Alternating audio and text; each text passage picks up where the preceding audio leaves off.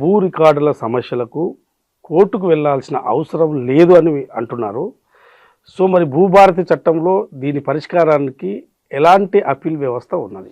ఇప్పుడు ధరణి చట్టం వచ్చేంత వరకు రికార్డులో తప్పులు ఉంటే రెవెన్యూ యంత్రాంగమే పరిష్కారం చేయాలి, అప్పీల్ వ్యవస్థ అక్కడే ఉండాలి. యాజమాన్య హక్కుల వివాదం, ఓనర్షిప్ డిస్ప్యూట్ అంటాం, ఆ భూమి నీదా నాదా అనే కొట్లాట వస్తే సివిల్ కోర్టుకు వెళ్ళాలి. ధరణి వచ్చినాక ఏమైందంటే కేవలం ఓనర్షిప్ డిస్ప్యూట్ మాత్రం కాదు, రికార్డులు జరిగిన పొరపాట్ల కూడా కోర్టుకు వెళ్లాల్సిన పరిస్థితి ధరణి కల్పించింది.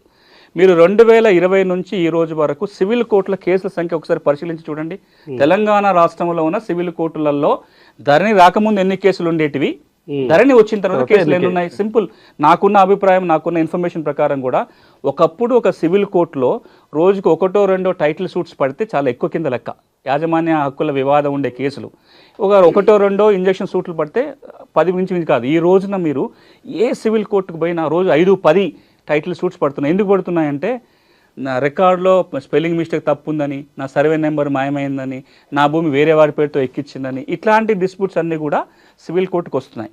ఇప్పుడు భూభారతి చట్టం ఏమంటుందంటే చాలా స్పష్టంగా చట్టంలో పేర్కొన్న మాట, భూమి యాజమాన్య హక్కుల వివాదం ఉంటేనే కోర్టుకు వెళ్ళాలి.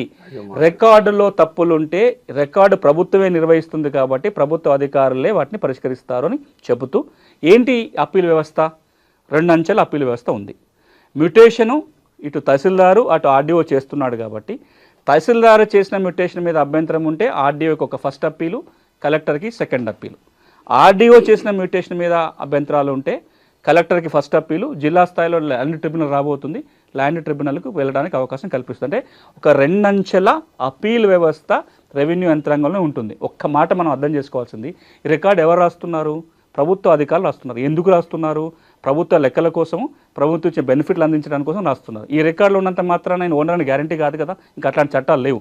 మరి రికార్డు రాసే అధికారి తప్పు చేస్తే తప్పుల సవరణకు కోర్టుకు పంపడం సరైనది కాదు అని ప్రభుత్వం భావిస్తుంది. కాబట్టి ఇందులోనే ఒక 2 అంచెల అప్పీల్ వ్యవస్థ సెక్షన్ 15 ద్వారా పొందుపరచడం జరిగింది.